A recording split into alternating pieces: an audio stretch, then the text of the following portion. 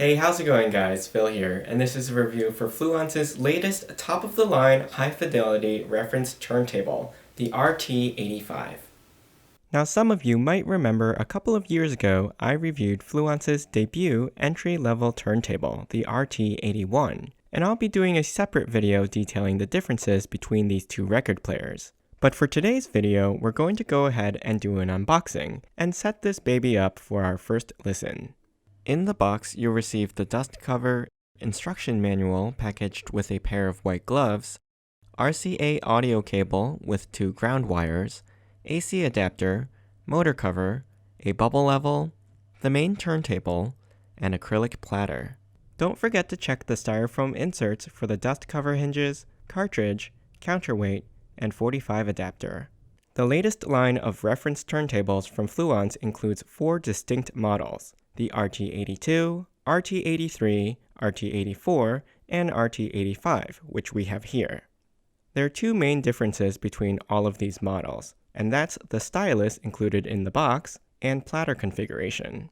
The idea here is that there's an upgrade path, so if you're not keen on spending $500 for the top model right off the bat, you can start with the RT82 and work your way up by upgrading these components over time.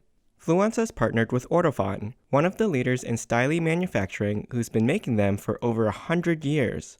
The model stylus included with the RT85 is the 2M blue, with the RT84 and 83 models prepackaged with the 2M red, and the RT82 packaged with the Super OM10. What's nice about the Ortofon cartridges is that they produce a flat frequency response, and don't lend any additional coloration to the sound other than what's etched into the record. Now for the platter, the RT82 and 83 come with a metal aluminum platter, while the 84 and 85 both include an acrylic platter. The main difference here is that the acrylic platter itself is heavier, which carries more inertia when spinning and produces a more consistent rotational speed for a warmer sound. Also helping to stabilize the rotation speed is the servo motor, which uses 500 data points per second to adjust for and ensure a consistent stable speed, which reduces wow and flutter to an impressive rate of less than 0.1%. Now these new models do not have a built-in preamp like the previous RT80 and RT81, and what this does is improves the fidelity of the sound by eliminating electronic components in the turntable's circuit path, which could introduce noise, and this also gives the end user the flexibility to customize their setup with their own choice of preamp. The turntable has a glossy finish on the solid MDF wood plinth. Like the RT81, it comes in black or wood grain walnut. As with all of Fluance's turntables, this one is belt-driven. You'll notice on the bottom there are 3 fully adjustable feet for stabilization, 2 in the front and 1 in the back.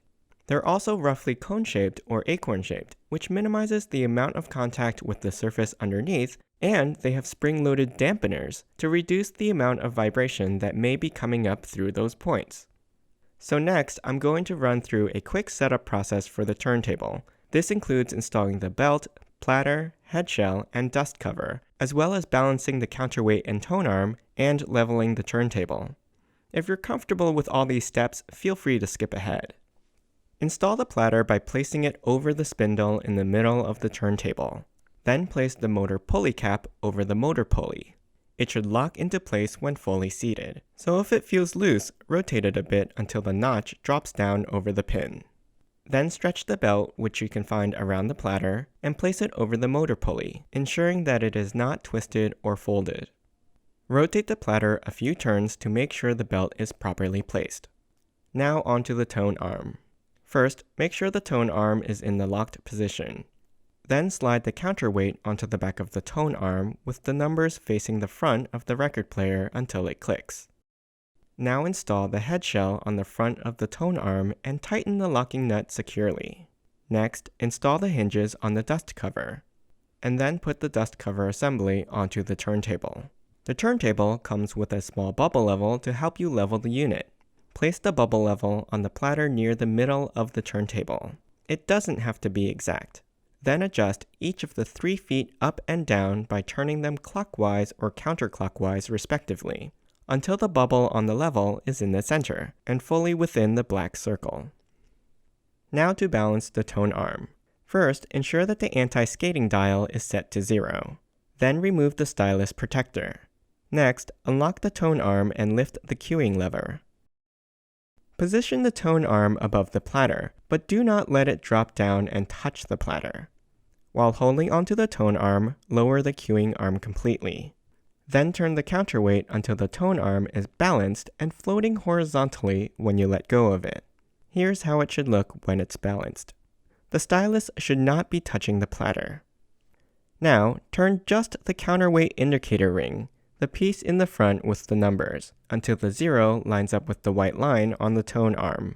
Then place the tone arm back into the tone arm rest and close the lock. The tracking force for the 2M blue stylus is 1.8 grams. So now we'll rotate the entire counterweight from the back until the white line on the tone arm indicates that we're at the correct tracking force for that cartridge. Then adjust the anti-skating dial to the same value, again 1.8. Here's the fully assembled turntable. It measures 13.5 inches by 16.5 inches and sits 5.5 inches tall. The controls are straightforward. At the front left-hand corner is a selector dial that lets you choose your record speed, 33 1/3 or 45 revolutions per minute. On the back of the unit are the audio output hookups, ground post, auto stop setting, and power port. When connecting to a preamp, one ground cable will be used between the turntable and the preamp, and the second ground cable will be used between the preamp and the amplifier or powered speakers to prevent unwanted noise. If connecting to an amplifier with a phono input, you will only need one ground cable. Let's have a listen to a 33. Make sure you've selected the correct speed on the dial before dropping down the tone arm.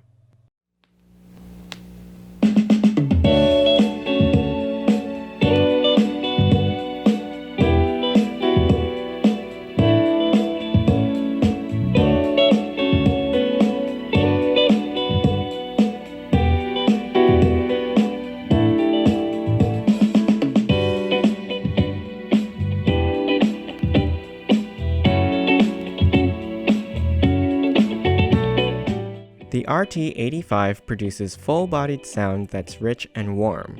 It has impressive soundstage reproduction, placing the music and instrumentation around the room accurately, with full depth.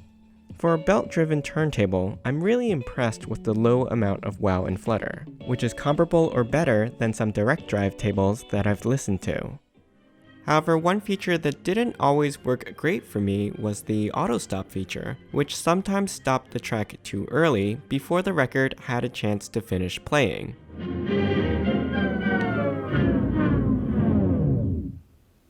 When it does work, it takes about 15 seconds for the record to stop spinning.